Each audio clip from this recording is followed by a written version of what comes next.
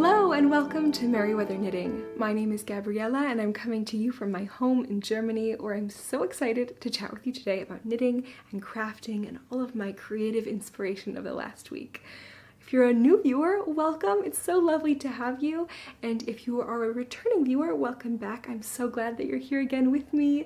I hope you'll get cozy, get something to knit, get something to drink, and join me for some fun creative conversation. Today I have a couple of projects to share with you, and I also have my very exciting Shawlography Stephen West mystery shawl knit along plans, the yarn I'm going to knit with, all here to share with you. So I'm really excited to talk about that as well. But I think I'll start with my knitting projects of the moment. I only have two projects, and I feel like, you know, they're sweater projects. One of them you can hardly see progress on, so I'm just going to show you it briefly, although I've made a lot of progress on it. I feel like sometimes with just long bits of stockinette you hardly can tell. But I'll show you first the project with which, although it's only a bit of knitting, you can see a bit of progress on. And that's my little sweater project, the sweater project I'm working on for Esmeralda, my daughter.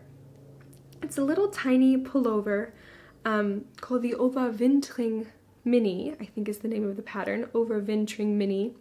And it's a lovely little yoked colorwork sweater, which I'm really enjoying knitting. Now, it's been a long time since I've knit colorwork, and it shows in this pattern, in this project. I'm also knitting it on a circular needle that's a bit too small for all the stitches. It kind of bunches all the stitches, so as I knit, I'm like pulling down on my right stitches to like make sure that they're stretched out a little bit so the gauge isn't too tight.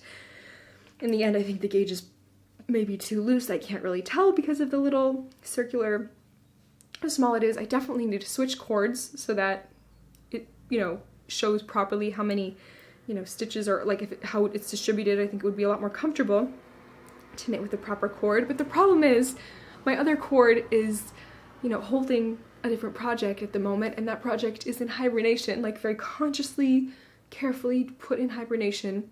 And I could transfer those stitches to a waste yarn, but honestly, like, I don't want to do that because I feel like, I mean, it's silly because I'm not really planning on knitting on that project for a couple of months at least.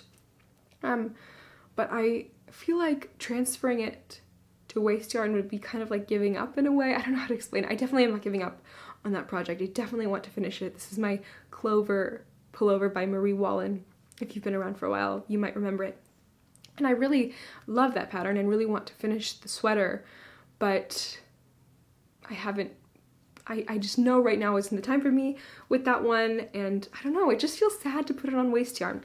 So I'm probably being silly. I'm gonna have to figure out some kind of solution, but for now, it's not there. Maybe I'm gonna have to get a larger cord and just put it on the larger cord because that sweater is knit in the flat, so it doesn't really matter what size the cord is on, what size the sweater is on, what size cord the sweater is on. You know what I mean. But anyway, I'll show you the current sweater. And that is this one here. Look at that cute little colorwork. Since last time, I think I had just started the top, and maybe I had like one stitch here of colorwork. But now I've finished the first little bit of greenery here, gone onto this brown section, and I now have one section left of these green leaves. As you can see, it's like 3 sections of colorwork, and it's so small, it goes so quickly, it's so relaxing and fun. I love, love, love knitting this pattern. Maybe I'll stretch it out here a little bit so you can see it a bit better, the motifs. But I really love the way it looks, everything about it. When I first saw this pattern online, I thought that these little brown sections were footprints, like footprints in the snow, little brown kind of paw prints of some animal, some 3-toed animal. I don't know if you can see what I mean, these like little 3 toes. It looked to me like little paw prints, but you can hardly see it. And see, that's what I mean with the gauge, because it's loose. Sometimes they disappear underneath, and I don't know if it's going to go away, if blocking is going to help, but we'll see. But yeah, I thought this was a footprint, but actually I think it's supposed to be little birds. I think these are little flying birds. I'm not sure. I think that they are supposed to be birds, but whenever I see them, I still think about the paw prints, like little paw prints, the original thought that I had. I'm not sure what they are, if they're supposed to be birds or paw prints, but maybe you can tell me what you think they look like. What is your association if you first look at them? Does it look like a paw print? Does it look like a bird? What do you see? When I see this, it definitely looks like a bird, but I don't know. It's kind of hard to tell. It's a little bit wonky, this poor color work, but it's for Esmeralda. She's a baby. She's a little tiny girl. She's not going to notice, and it's just for her to play in, to keep her warm, and I think the color work, even if it's not perfect, is going to look so adorable. I'm definitely not a perfectionist in the least, and I don't mind if it's not 100% perfect. But yeah, I need to figure out my color work gauge in general, and I think knitting on these kind of too small cord for this amount of stitches is not going to help me figure out that gauge. I also think though, I'm going to need to figure out a solution in general, because I'm going to have to do even more increases soon. Then I have a little bit more color work even after that, so yeah, we'll have to see what I do. But I'm really enjoying this project. I highly recommend it. If you have a baby in your life or a little one in your life and you enjoy color work, it just goes by so quickly, this yoke, and then it's all stockinette. So it's a pretty quick knit. And this is my continental project that I'm going to be knitting completely in continental. Of course, the color work I'm knitting, with both hands. That's how I like to knit color work. But all the pieces and all the portions that are just, with one strand of yarn, I'm knitting completely with my left hand to provide some relief for my right hand and my right elbow, and kind of be a little bit ergonomic, shift things up a little bit for my muscles to give a break to my other arm and avoid getting like a real repetitive stress injury, which I already am starting to develop, I think. Like, thankfully, it's just like, it's not super severe or painful, but it's not fun to have that discomfort. It's really no fun at all. But that's my little Overvintring Mini. This pattern is also available in a variety of sizes. There are a little bit different motifs. I think they're distributed a little bit differently. There are like some that have, I think, this beautiful green motif with the birds or the paw prints, but then also like other things. They have sides for adults, they have sides for older children, they have sides for men, a huge range, but each pattern must be purchased separately. So this one is purchased separately from the children's size. That's separately to purchase from the adult. Women's and men's, they're all differently available, which is kind of very cool though, because you could dress your whole entire family in like matching sweaters, which I think is adorable. I think having like matching sweaters is just so cute. I would love to like have like a family sweater. Like, I don't know, it would be kind of cool. If it were a neutral kind of palette, maybe they could be, if it were like color work, it could be one that had like the green body and one that had a body with the brown color. Yeah, kind of just like that. I think that'd be so cute. I know it might be a little cheesy. I know not everyone would like that. It's not for everyone, but I would love it. We'll see if Nick would agree. And if Esmeralda, when she's little, she doesn't care, so maybe I should take advantage of it when she's little. Because I know when I was a kid, I didn't always like to match with my siblings. I'm the oldest of 6 children, and I didn't always want to match. I think a lot of kids, especially with a few siblings, you don't want to like match. You want to stand out or be your own person or something. I don't know. It's very, very funny, but while she's little, I can get away with it. So this is knit out of Rauma Fenulgarn, I think, too, the 2-ply Rauma yarn. It's a very lovely rustic yarn. I love the yarn. I really am a fan of knitting with it. I can definitely see myself knitting with it in the future for different projects, and incredibly, like these little motifs here took up such a small amount of yarn, and I know I just have the green left, so it's going to be a tiny, tiny bit that I'm going to knit with, and I'm going to have a ton of these 2 colors left. These are both 50-gram balls. I could definitely get a pair of mittens out of these. I realized, I think I accidentally, or maybe purposely, I'm not sure, bought an extra ball of this colorway as well, and I think this white goes really well with these 2. I think having the white as kind of a base is nice. These 2 together would be nice, but I don't know, I feel like it needs a little bit more contrast. So if I have an extra ball of these, I'm definitely planning on knitting a pair of mittens or something with this yarn. I think it would look so cute. But that's my project for Esmeralda. That's the Overvintring Mini. It's such a fun little pattern. Next, I'm going to show you my Elizabeth I progress, just really briefly, because I know I've shown you this so many times, and I'm just knitting stockinette, stockinette, stockinette, so it's kind of like, unless you see it next to each other one week to the next, you can probably hardly even see the progress. So look at this. This is it. The sleeves are growing. I've started the shoulder shaping, as you can see here. The shaping is kind of coming along. Look at that. Oh my gosh, that's as much shaping as I have. It's moving. It's really like, when I see that, I feel the progress. I really feel the progress, and hopefully in the not too distant future, I'll be able to put the sweater on and wear it. I'm just so excited about that. I can't even tell you how excited I am to wear that sweater. I know that this is probably gonna be one of my very favorite knits I've ever made, and incredibly, even though I've worked on this for quite a while now, the next sweater I want to cast on is most definitely another Tudor Roses pattern. I definitely want to knit the Anne of Cleves next, and I'm surprised by that, because I would say I'm someone who likes a lot of variety and switching things up, you know, in general in my life. Like, I can't eat the same lunch every day. Like, after eating 2 days of the same lunch, I'm like, I'm sick of that meal. I need another one. I just need a little bit of variety in all areas of my life, and I think in knitting that's the same. I love to have, you know, this like a little mini sweater with like a larger sweater, one for me, one for someone else, a little color work with, you know, another one that has pattern that has cables or that's stockinette, a pair of socks. Like, I couldn't just knit socks, I couldn't just knit, you know, one kind of design, even if it means that it's just the yarn that changes. If I have like one project with rustic yarn, one with kind of, you know, some like fun wild yarn or some softer yarn or a different fiber, I just need a little bit of variety in my knits and in my projects. I found that that's for me, yeah, it helps me really keeps me going. I don't get tired as much. And so it is amazing to me that I want to knit as my next sweater project a kind of a pattern from the same exact book that I knit this one from, because it's been such a long time that this book has been guiding me.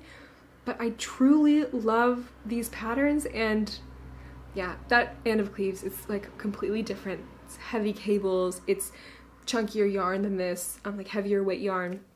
The colorway is a world different than this one, so yeah, I think that's also why I can do it. But I'm not sick of this yarn still, and I'm not sick of this pattern. I actually like so in love with it, and I can't wait to wear it forever and ever. I just think this yarn is so beautiful. The pattern is so beautiful. It's like so luxurious and also rustic all at the same time, so I've really enjoyed that. And I'm knitting it for the Tudor Rose knit along, which is a very fun knit along. It's been running all the way through the year of 2021 and is still running. You can always feel free to join. It's really such a blast. So those are my two projects on the needles at the moment. Being very disciplined, working very hard, not casting anything else on, just being, you know, chugging along on those. But I have been really excited thinking about some special plans I have for an upcoming knit, and that is the Shawlography pattern, the Westknits 2021 Mystery Shawl Knit Along, which is going to take place in October, and which, oh my gosh, like sharing this with you, I'm just so thrilled about.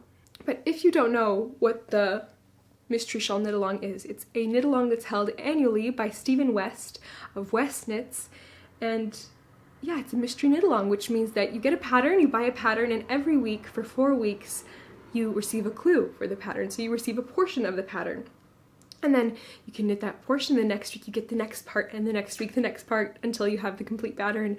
And starting out, you don't know how it's going to look. You don't know anything about the pattern except the yarn you need and some like little bits of information, but as far as like the way the pattern's going to look or how, you know, it's specifically constructed or anything like that, you won't know it. You don't know it until you knit it, which is such an adventure and so exciting. I remember I first heard about the Westknits Mystery Shawl Knit Along a few years ago, I think from a podcaster or somewhere, and I remember at the time thinking, like, wow, that's kind of intimidating. It's kind of intimidating to not know, you know, even what the thing you're working on is going to end up looking like, to not know the techniques involved. At that time I remember feeling like not really that confident as a knitter yet, and I thought like, wow, what if it's like really complicated? And that was intimidating to me at that time. And I remember thinking like, yeah, it seems like kind of like a crazy thing to do, to just knit something you don't even know what it's going to end up being like. But at the same time, I was also really intrigued by it because it seems like such an adventure and so much fun. And so, yeah, I thought I wasn't ready for it then, and I kind of let it go, you know, saw it, moved forward. And it wasn't on my radar, although Stephen West patterns are like always on one's radar if you're in the knitting community. If you aren't aware, like Stephen West is an incredible designer. You've probably knit something by him, and if you haven't yet, you maybe have seen his designs. If you haven't seen his designs, you should definitely check them out. They're just these incredible, gorgeous, innovative, genius designs using like lots of color and texture in really unique ways. And I think like it's definitely been on my kind of like bucket list, at least, to knit a design by him, a shawl design. I've been intimidated by it also because I feel like sometimes the gorgeous blending of colors and texture, I was like, okay, what's going to be wearable for me? Which pattern is going to be wearable for me? Which colorways do I choose? What yarn do I choose? I was just not sure yet. I hadn't really known, you know, what I necessarily wanted. And so, although it's definitely been on my list, I wanted the process, I wanted the experience, but I wasn't sure which pattern to choose, and I was kind of just like, okay, we'll see one day. I definitely want to make one. But when I saw the kind of anticipation and the kind of hype surrounding this year's Shawlography pattern, this year's mystery shawl knit along, I started to really get excited and intrigued by the idea of knitting along on the knit along and taking part in the mystery aspect of the mystery knit along. And when I first, you know, started seeing these videos, and then when Stephen West, you know, released his video right before releasing the kits on his shop, he kind of showed, you know, what yarn would be needed for the Shawlography pattern, what, you know, you would need, and I really was like I kind of got the bug, and I was like, oh my gosh, I really want to participate in this. And to be honest with you, I had to ask myself, is this like just because of the anticipation and the hype surrounding this project, or do you really want to participate? Because often I find myself, you know, momentarily caught in kind of this net of, oh my gosh, everyone's knitting this pattern is so cool, everyone's making it, look at all the cool colorways and the cool yarns people use, it looks so good on them, it suits them so well. And sometimes I have to really consciously hold myself back from casting something on or choosing to knit something that I know isn't really true to me and isn't really true to my personal, like, knitting life, my style, you know, what I really enjoy, which doesn't really fit me, but is kind of a trend. And there's nothing wrong with jumping into each wave and just enjoying the trends. There's nothing wrong with that. I think that's so much fun. That can be a lot of fun. But for me, I know, you know, I don't know, I don't want to just take part in knitting something or making something just because everyone else is doing it. I think that goes without saying. But I've had to be conscious about that with a few patterns and a few, you know, designs, especially in the last year. There have been a couple of patterns which are beautiful and which people have made beautiful versions of, but I just know aren't for me, aren't really my thing. And I've had to kind of say, okay, I'm not gonna knit it, you know, unless it really becomes something that's mine. It's just, it doesn't fit into my wardrobe, it doesn't fit me. If I find someone who I know would like some kind of trendy style, like I'm saying trendy, I hope it's not a negative word, I just mean, you know, something that's really in at the moment, I would knit it for someone else. But yeah, I've just kind of had to hold back certain things because I know, you know, if it doesn't fit me, I don't want to do it. I want to do things because I really love them from the bottom of my heart and because I really want to have them, or I really know someone who would really appreciate them. So I had to, you know, examine my own mind and my own heart and ask myself, you know, that serious question. And after asking and examining myself, I realized, no, I want to participate like so fully in this knit along. I think it would be such an adventure, it would be so much fun, and I really like to knit shawls. I've wanted to knit a Stephen West design, and what could be more fun than participating in this amazing community experience of seeing, you know, others kind of discover this pattern as the month progresses. So I decided it was definitely something I wanted to do. And after deciding that, I moved forward into the next step, which was choosing yarn. I'm thinking about my palette.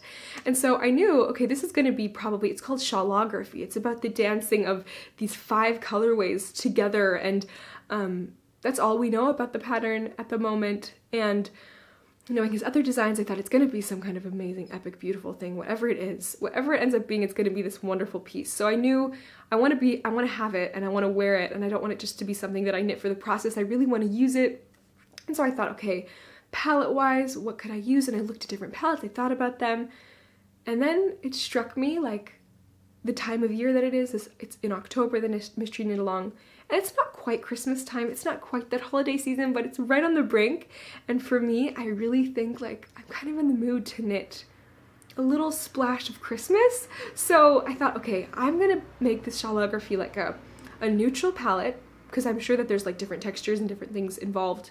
You know, I don't know, maybe it's not gonna happen, it's a mystery, but I can imagine that there is. And so a neutralish palette with then a couple pops of Christmas color.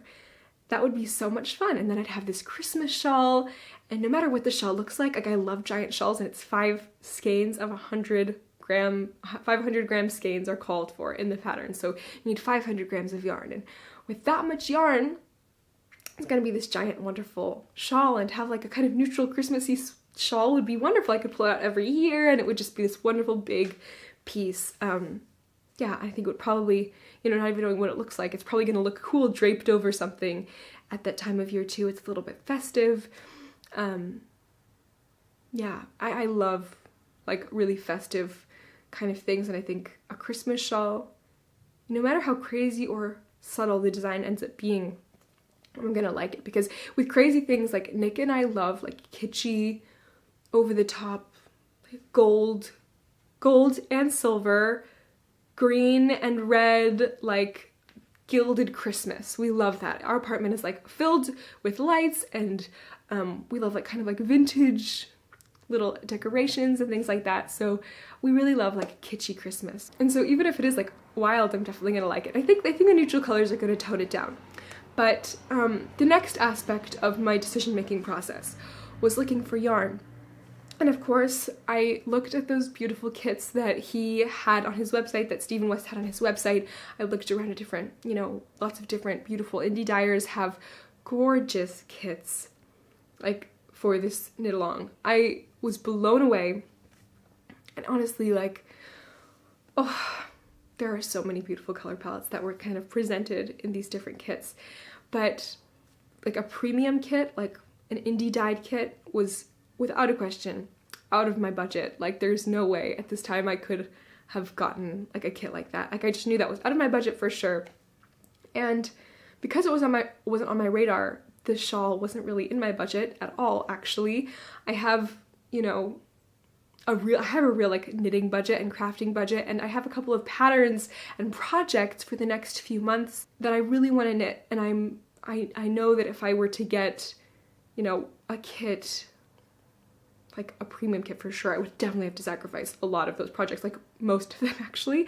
And if I were even just to get a budget kit, like even, you know, I thought, okay, maybe Holst Super Soft is going to be my friend here. Even getting that was going to be outside of my budget, and it would mean I would have to sacrifice another project that I want to knit in the future.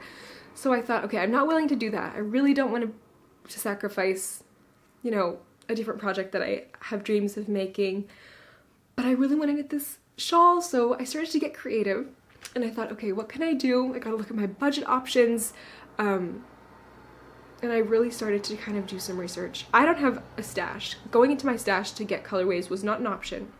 I have like, I don't know, maybe 5 in total skeins of sock weight yarn, and like one of those or 2 of those is like highly variegated.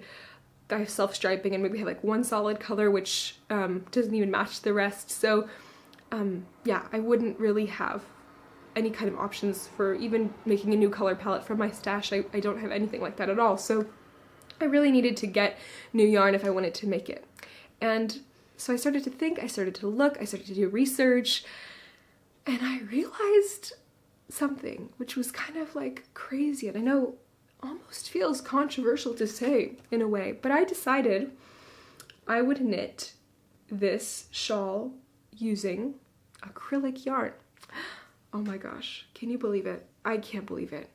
I think that this is, I'm kind of being exaggerative, because I know there are lots of others who love acrylic yarn, who know its place, who use it and love it. And I think acrylic yarn definitely has a place in one's yarn stash, in one's knitting life, 100%. But sometimes I think that there is a bit of like snobbery against acrylic yarn in the knitting community. Maybe I'm wrong, maybe I'm highly sensitive to that, like, but I remember there was a point where I was a new knitter, and I've been like watching podcasts here and there and things like that for a long time, for like, yeah, like 8 years, 7 years on YouTube. And I remember having the sense at some point, like, okay, acrylic yarn like is like not as good. It's like cheaper, it's like whatever, it's not as good as like natural fibers. And obviously in a lot of ways that is true. The sustainability factor is a big reason why it's not.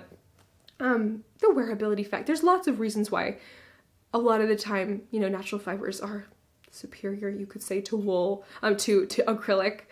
But there is, acrylic can be good. There are lots of soft, durable, wonderful acrylics. And I think that using acrylic yarn can be wonderful for certain projects. And I know that this is kind of the project that I feel like a lot of people would not want to use it for, but I thought if I'm making a Christmas shawl, it reminded me of like these Christmas Afghans that I've seen before in different, you know, parts of my life. I know my grandmother and my mother used to crochet a lot, and they made these beautiful Afghans with acrylic yarn, and I have this amazing Afghan or like blanket my mother knit me or crocheted me using acrylic yarn, and it's so sweet and it's so precious, and I cherish it so much. And it kind of reminded me of these kind of old school like Afghans, and I thought, you know, a shawl is not an Afghan, but in a way it's kind of cozy to have just like an acrylic blanket to pull out. It saves it from moths, keeps it like, you know, as far as like wool goes, if I'm keeping it in storage, it's going to be completely safe from moths, and I can bring it out fresh, I can wash it, and it'll be good as new, you know, at least for some time, for a while. So I decided, okay, I'm gonna get some really affordable, wonderful acrylic yarn, and I did it. I got some, and I'm so excited with it, so pleased with it. The colors are so classic, so like primary, so wonderful, and I'm really excited about it. So I'm gonna tell you how much I paid for these 500 grams of yarn. I paid €14 for them all, which was definitely the best compromise for me and my budget. I don't have to sacrifice any of my other projects, and for €14 I'm going to be knitting my Shawlography shawl, which is so exciting. So yeah, you can't let like things hold you back. You can't let those things hold you back. If you want to make it happen, you can make it happen. And this is going to be like a piece which I'm going to keep forever. So I'm so excited about it. I'm going to show you the yarn in my little palette. So you are supposed to have 500 grams, 100 gram skeins of yarn, or, you know, like 5 different colors, each one 100 grams. And so I got some neutrals, and I got a red and green to make it this kind of Christmas neutral combination.